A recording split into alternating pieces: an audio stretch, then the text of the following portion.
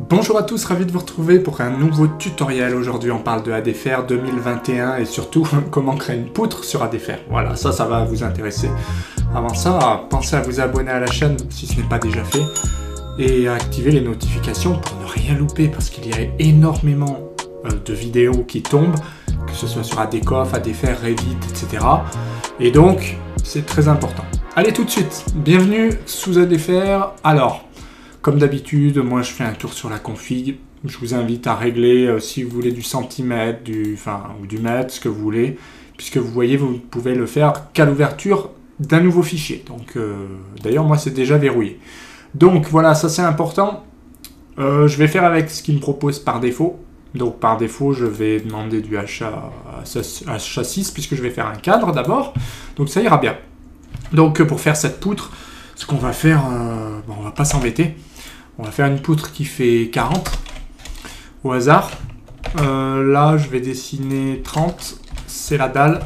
Donc, une dalle de 20. Et puis, je vais copier ça. Alors, sous ADFR, c'est pas évident les copier-coller parce qu'il active le truc duplication et du coup, ça rame à bloc. Mais c'est pas grave. Maintenant, ce que je vais faire, c'est que j'ai mis 20, je vais mettre 40. Voilà. Et je vais venir chercher ces points-là. Voilà, donc là, en gros, j'ai une poutre qui doit faire 60, voilà, 60 par combien? 40. Voilà, c'est exactement ce qu'on avait dit, 60 par 40.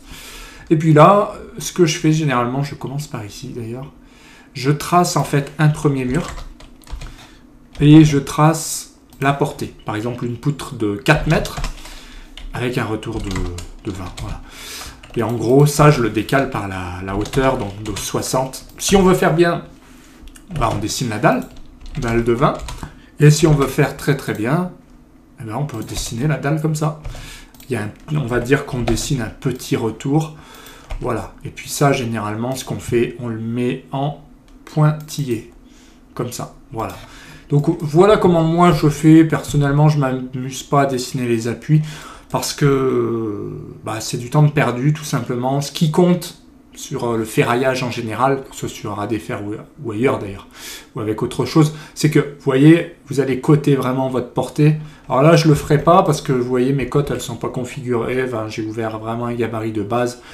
Et d'ailleurs, j'ai pas de protection, enfin, j'ai pas de licence, donc je teste la nouvelle version 2021 sans licence, puisque c'est limité à 10 aciers, mais là, pour ces tutos... voilà, ça me suffit. Et donc, ce qui est important, c'est si vous avez des crosses à mettre ou des barres filantes, finalement, c'est de coter ces ancrages. Et puis, personne ne vous en voudra de ne pas marquer un appui de 40 ici. Pourquoi moi, je fais ça personnellement? C'est pour éviter d'en faire trop, parce que plus on en fait, plus on y passe du temps et plus on fait d'erreurs. C'est-à-dire que si aujourd'hui, je mets une cote de 20 et que demain, le plan de coffrage, finalement, qu'a fait le collègue, ou vous-même, vous le changez, vous avez coté un mur qui est faux, quoi, au final. Voilà ce que je veux vous dire. Alors qu'un ancrage, si le mur, il fait 25 ou 20, et puis, on s'en fiche un peu, vous mettez l'ancrage, il est coté. Alors après, oui, bien sûr, si vous avez mis 50 et que finalement, on ne peut pas faire filer les barres, ça sera l'objet d'un indice. Mais bon, bref, on ne va pas rentrer plus dans le détail. Donc voilà, moi, comment je fais pour ne pas me prendre la tête. Je dessine un truc comme ça. Et puis ensuite, c'est très simple. Les cadres sont ici, dans les aciers de section, donc dans commande, il faut bien aller dans commande. Et puis là, vous avez le réglage des aciers crossés. Les aciers, ce sont non, je dis n'importe quoi, ce sont des aciers qui filent, pardon.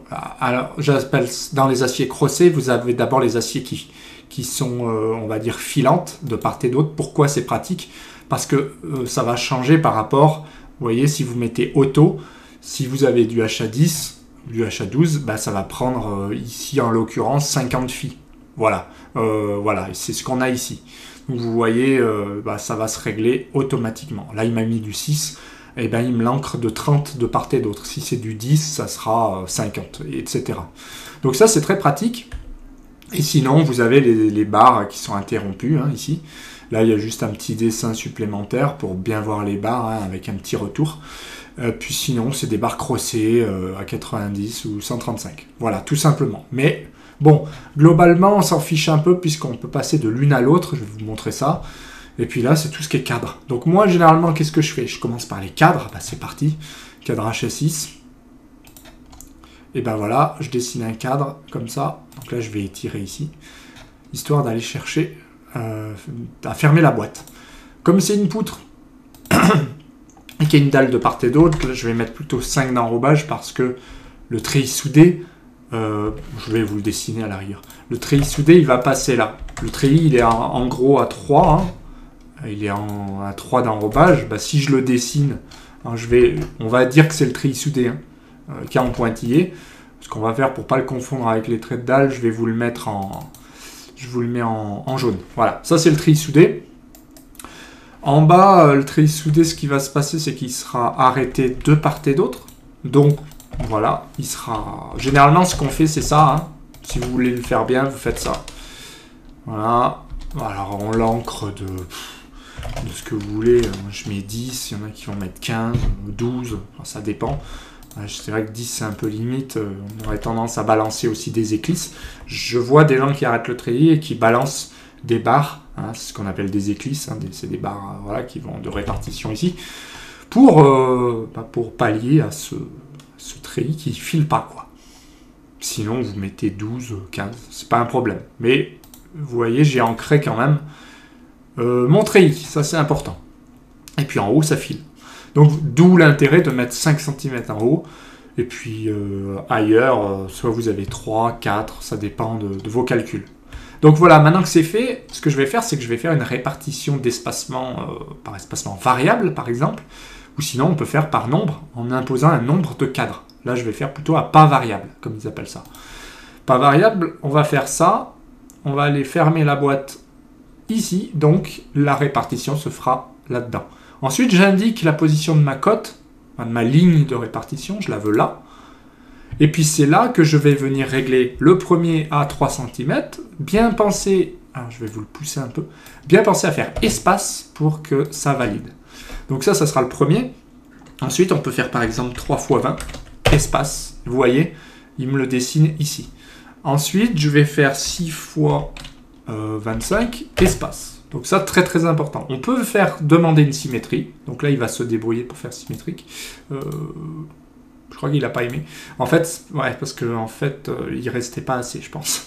Donc je recommence. 3, espace, 3 fois... On va mettre 15, on va mettre 3 x 20 au hasard, et on va mettre 2 x 25. Voilà. Et puis là, si on fait symétrie, ça devrait marcher pourtant. Alors je ne sais pas pourquoi.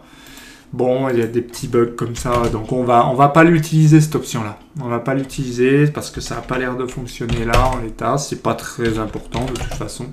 Ce que je vais faire, c'est que je vais régler 3 x 25. On va finir manuellement en fait. On va faire par exemple au hasard 4 x 20. Donc utilisez bien l'étoile, faites bien espace. Dès que vous faites espace, ça valide en fait. Donc ça c'est important. Et puis là on va finir avec 3 x 15 espace. Et puis 4 x 12. Voilà, très bien. Et il reste ici 4 cm. Donc si vous êtes content, ben, vous faites OK. Voilà, tout simplement. Donc là, par défaut à défaire, qu'est-ce qui se passe? Ben, il vous dessine que les espacements. Si vous voulez dessiner toutes vos barres, vous cliquez dessus. Vous descendez dans Acier, Visibilité, et vous mettez tous. Ou alors, vous mettez juste aux extrémités. Voilà. Ça, c'est pas mal. On valide ici. Donc là, il me dessine toutes mes barres. Alors attention, l'espacement, l'enrobage, il n'est pas bon.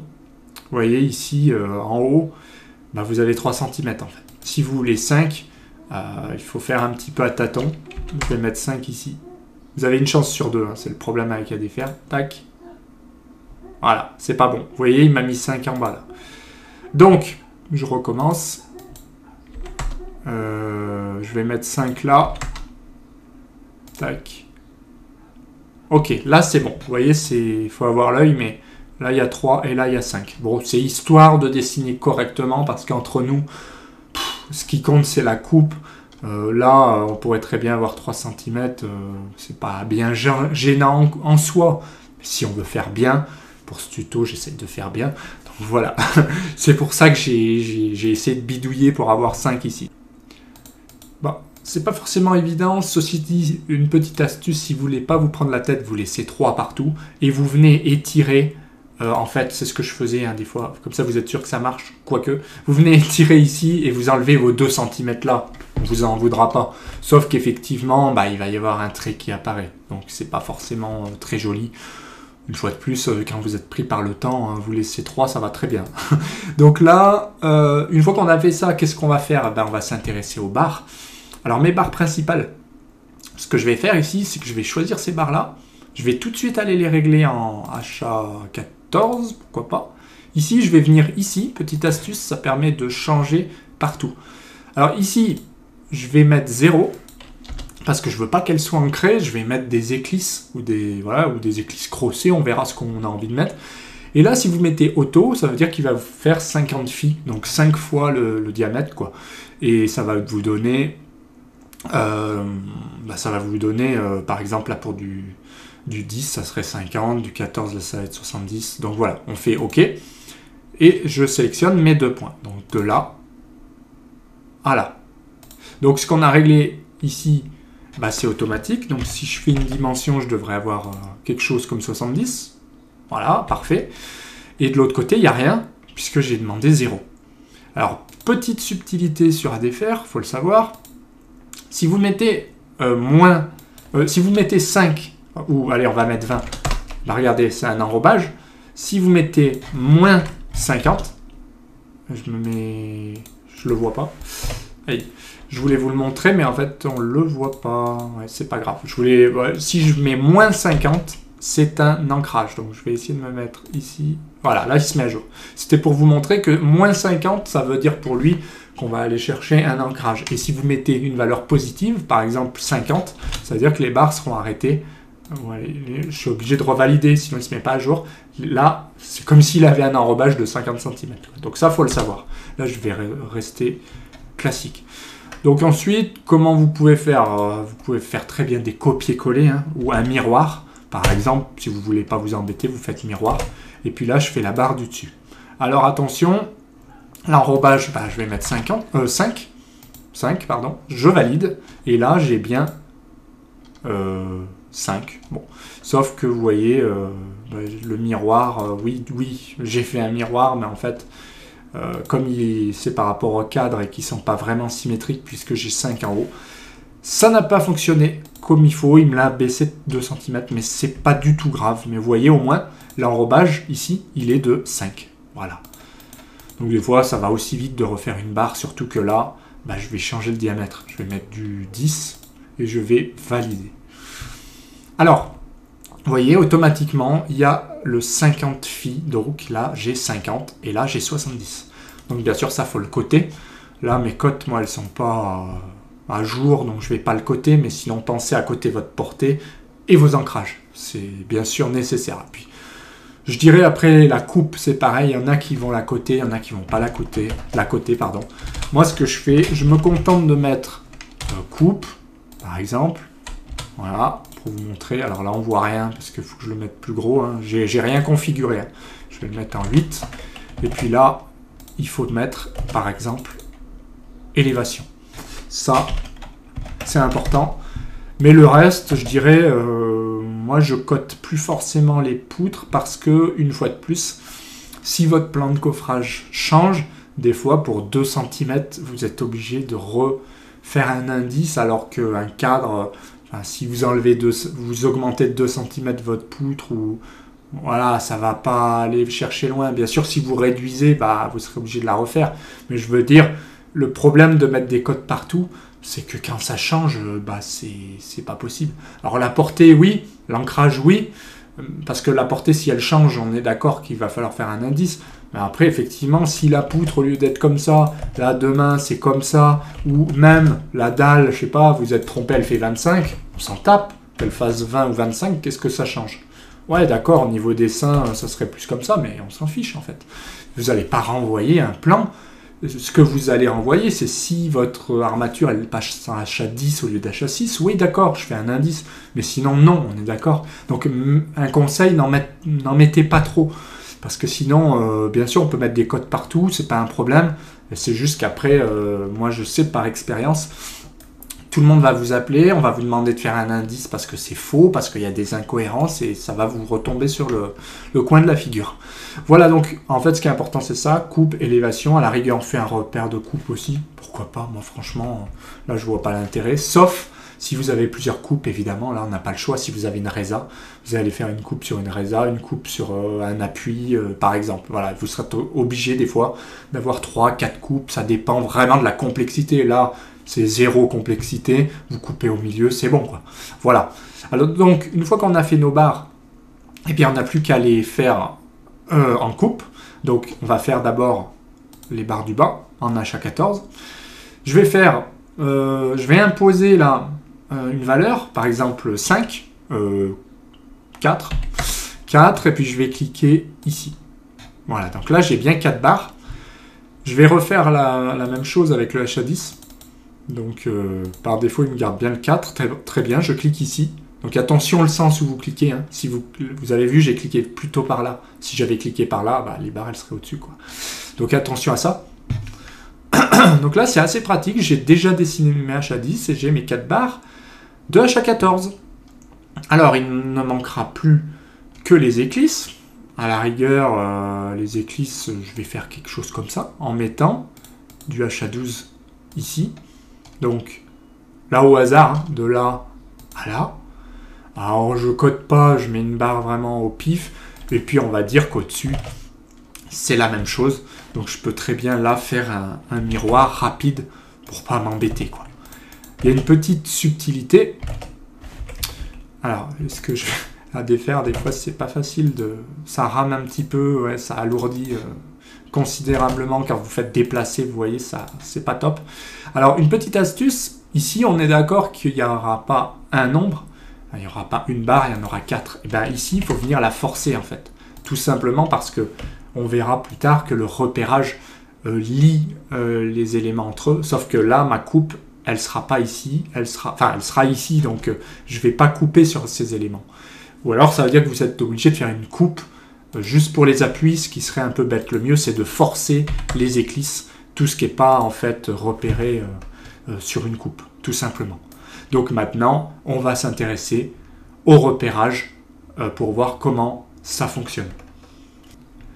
Alors, en comparaison avec d'autres logiciels, la particularité d'Adfair, c'est que Adfair va lier les aciers entre eux par le repérage. C'est très particulier, c'est comme ça. Ça peut être très frustrant au début, mais c'est la méthode qu'ils ont retenue. Alors, il y a les vrais repères et les faux repères. Les faux repères ne seront pas comptabilisés. En gros, ça ne générera pas de nomenclature, ça ne changera pas le nombre d'armatures. Donc, ce qui est important, c'est de toujours utiliser, autant que faire se peut, des vrais repères, dans le sens où il y aura un vrai repère pour prendre la forme et un vrai repère pour prendre le nombre. Donc, vous commencez plutôt par la forme, en général. Donc, je vais cliquer ici. Je reclique ici, je fais entrer pour figer tout ça. Je tape 1 ou alors je fais entrer puisqu'il va me proposer le dernier repère. Jusque-là, pas de souci. Attention, là, ça se corse. On va passer ici. On est d'accord qu'on veut lier avec ça. Eh ben, il va falloir faire attention aux repères qu'on met. Si par défaut on met 2 ou repère 3, 4, 5, il n'y aura aucun lien malgré que ce soit la même poutre. On est d'accord. Donc attention, vous allez faire un repère cette fois-ci en cliquant ici. Je le mets de là à là. Je clique. Je fais attention. Il me propose 2, c'est pas bon. Je tape 1 et je fais entrer. Donc ça, c'est très important. Pourquoi? Parce que regardez, 4H14, 4H14. Et lui, il a pris la forme de la barre. Si j'avais mis autre chose, ce serait 2 aciers complètement différents. Donc attention. Petite astuce, moi les libellés, je les enlève pour en laisser le minimum. Voilà. À cause de ça, c'est vrai qu'on est obligé de multiplier les repérages sur Adfair. Ce n'était pas le cas sur Advance, par exemple. Mais bon, on n'a pas le choix, c'est-à-dire qu'on est obligé de repérer ici et de repérer là. Lui va prendre la forme et lui va donner le nombre. Bien sûr, si on ne le repère pas, on peut s'en sortir en forçant ici. On peut venir dire ici c'est 4, mais si vous le forcez, ça veut dire que si demain, ici, il y a 5 barres, vous mettez 5 ici, ça ne se mettra pas à jour. Donc attention, je ne vous le recommande pas. Parce que là, si j'ai lié les deux, là, vous voyez, j'ai enlevé les libellés très bien. D'ailleurs, au passage, si vous voulez rajouter des petites lignes, vous allez dans ligne, vous faites intermédiaire et vous faites valider. Et là, ça apparaît. Donc ça peut être pratique. On va faire les barres du haut de la même manière. Donc je commence, je sélectionne là, je clique ici pour cette position, je valide, je bloque et je tape 2. Bon, je valide avec entrée puisqu'il me propose 2, je peux valider. Alors pareil, je viens là, je fais de là à là. Tant que j'y suis, je désactive le libellé et aussi je rétablis les lignes. Comme ça, c'est fait. Je valide et je sélectionne le 2 cette fois-ci, ou je tape 2, parce que par défaut, il va me mettre 3. Et là, vous voyez, c'est bon. 4H à 10, c'est bon. Donc j'ai fait ça. Et là, je fais étirer, par exemple, pour étirer tout ça. Il n'y a pas de souci, on peut faire étirer. Donc vous voyez, là, j'ai repéré ça. Important. Et on va faire pareil pour les cadres. Il y a des petites astuces. Alors avant ça, je vais peut-être mettre un étrier en HA6, puisque je les ai oubliés. Je vais les mettre entre deux aciers. On peut aussi mettre entre deux points. Mais bon, deux aciers, ça marche bien, parce qu'on peut cliquer de là à là, et il reconnaît les aciers automatiquement. On peut inverser l'étrier en cliquant sur ce bouton ici. Voilà. Et on peut faire une copie. Alors attention, petite astuce, grouper. C'est important. Il y a deux étriers, ce sont les mêmes. Si ce sont les mêmes, si vous ne les groupez pas, ça veut dire que vous serez obligé de faire deux repères. Ou alors, vous allez en faire qu'un, mais vous aurez un étrier. Là, c'est deux fois les cadres, en fait. Enfin, deux fois les étriers. Donc vous allez voir, important, groupez-les tout de suite. Comme ça, c'est fait. On peut le faire par la suite, mais bon, c'est plus de boulot. Voilà, donc c'est fait, je les ai groupés, je le mets là, et je fais entrer. Donc là, le groupe, je peux aller là, puisque j'ai plus besoin de voir ça. Et vous voyez, je peux aussi, si j'ai oublié, le grouper dans groupe, viens ici, je fais plus, je sélectionne deux éléments, il me crée un groupe. Et là, mon groupe, il est déjà fait, il est là. Voilà pourquoi je vous ai montré cette petite astuce. Alors, ce qui est important, c'est qu'on va pouvoir repérer des cadres, on va pouvoir repérer du coup les deux étriers d'un coup, ça c'est top, et on va pouvoir lier pareil aux répartitions. Donc ce que je vous conseille, c'est de commencer par le cadre. Ah, alors là, limité à deux aciers. Alors ça c'est le problème, je vais en supprimer un, mais c'est pas grave.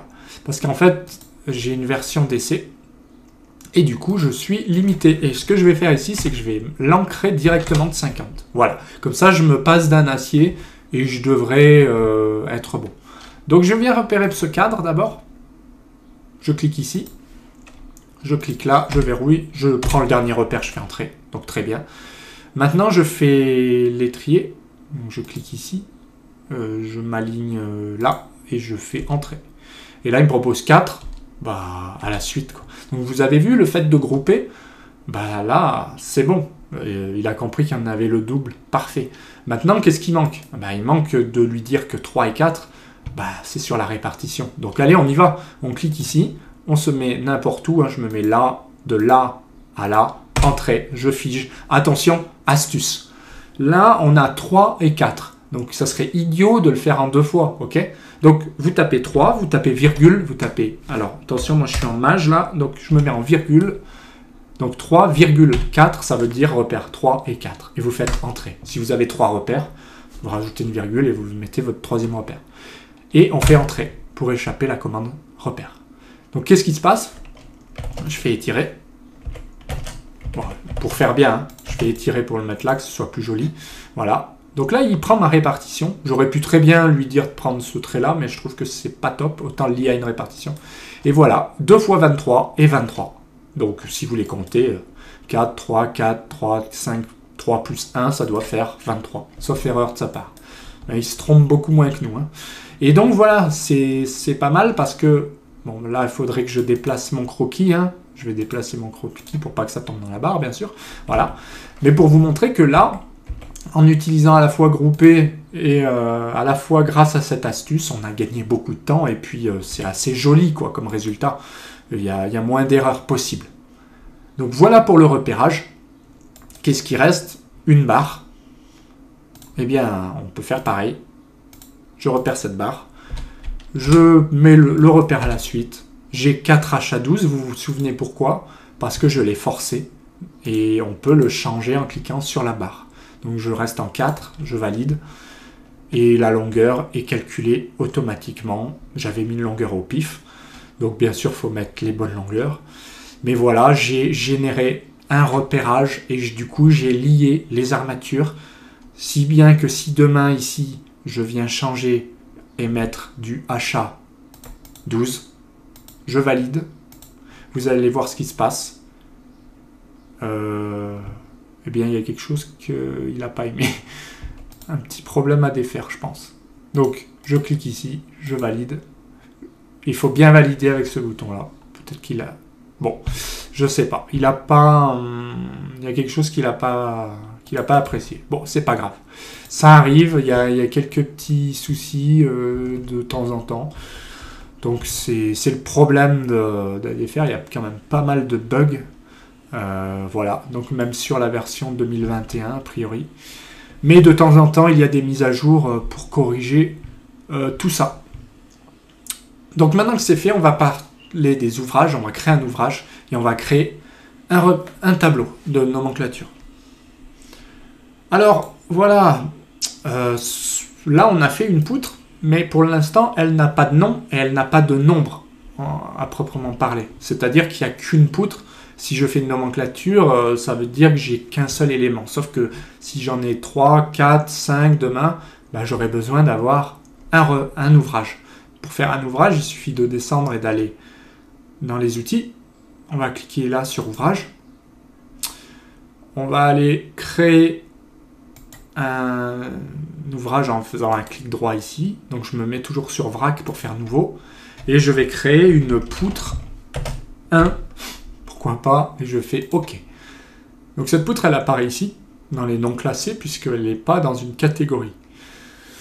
Je n'ai pas trop regardé les catégories, parce que ça n'a pas vraiment d'importance, vous la mettez bien où vous voulez.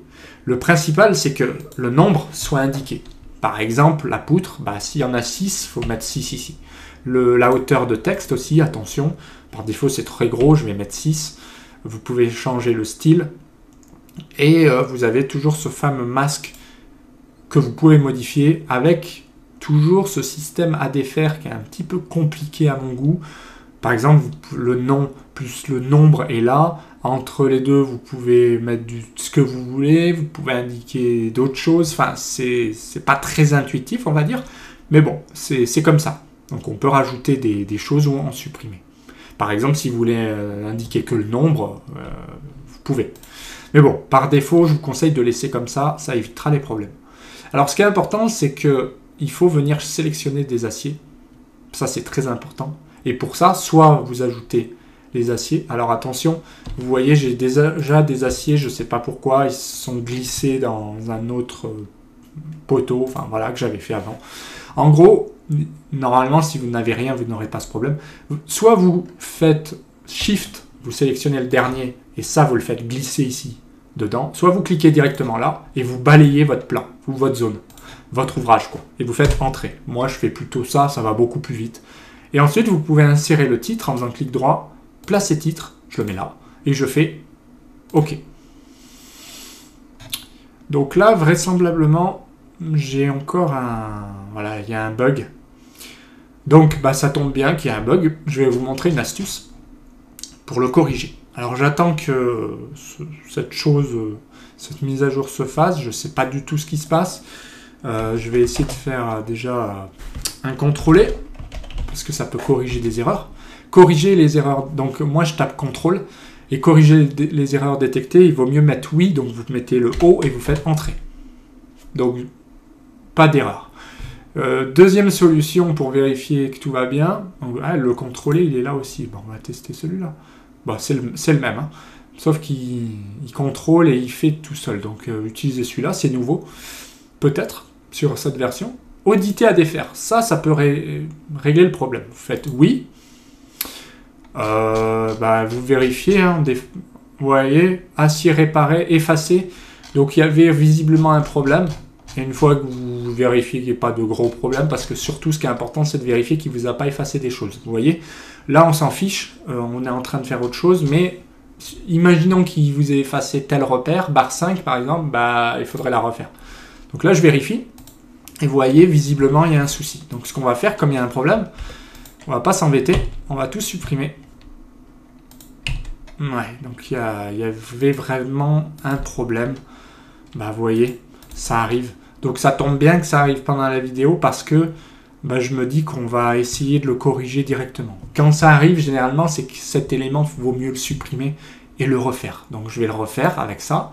Je vais mettre du HA14, je vais cliquer de là à là. Là, on indique qu'on virait ça. Donc c'est pas auto, c'est 0. Vous pouvez aller aussi, comme je vous ai montré tout à l'heure, c'est la même chose. Quand il y en a qu'un, je vais là. Quand il y en a deux, je me mets là. Je clique ici. Donc là, ok, pas de souci, ça a l'air de marcher. Je refais mon repérage. Donc je clique ici. Je clique là, de là à là. Ça, c'est la barre 1, donc je mets 1. Donc là, ça a l'air d'être bon. Pour vérifier que c'est bon, je vais retourner dans Ouvrage. Je vais aller là. Il est ici. Il n'est pas ici. Je ne sais pas pourquoi. Ma poutre, j'ai plus de poutre. Alors, c'est pas grave, on va dire que c'est P1. Donc, on va profiter de ce P1 qui existe. On va dire que c'est la poutre. Et puis, à la rigueur, je pourrais très bien le renommer en faisant clic droit. Mais bon, on va laisser comme ça. Nombre, il y a 6 et OK. Donc là, ça a l'air de marcher. Ce qu'on va vérifier tout de suite, c'est si on fait placer titre. Est-ce qu'on peut? Voilà, on fait OK. Donc là, ça marche. Vous voyez, donc il faut faire attention aux erreurs. Donc souvent, le mieux, c'est d'auditer à défaire avec ça. Et contrôler aussi parce qu'il va vous supprimer des objets qui ne vont pas. Donc maintenant que c'est fait, on peut faire une nomenclature ici par ouvrage. Donc ça, c'est intéressant parce que vous allez sélectionner votre ouvrage. Là, j'en ai qu'un, donc OK. Sinon, vous cliquez ici, vous sélectionnez l'ouvrage. Et là, quand vous cliquez, tous les aciers seront bien, donc nombre d'éléments, il y en a 6, et tous vos éléments seront de 1 à 5, c'est-à-dire de 1 à 5. Voilà, tout simplement. Et ensuite, pour terminer, vous pouvez cliquer ici pour avoir le poids, maîtrise acier, sélectionner l'ouvrage, faire Entrée et cliquer là. Voilà. Et là, comme il n'y a plus de bugs, tant mieux d'ailleurs, eh bien j'ai le poids de 6 poutres, donc les mêmes, hein, et j'ai le détail pour chaque élément, chaque barre. Donc voilà ce qu'on pouvait dire eh bien, sur la réalisation d'une poutre ou sur à défaire. Écoutez, moi j'espère que ce tutoriel vous a plu. Si c'est le cas, pensez à mettre un petit pouce bleu, pensez à vous abonner, à activer les notifications, ça c'est important pour ne rien louper des nouvelles vidéos qui arrivent très souvent. Et sinon, moi je vous dis à bientôt pour d'autres vidéos.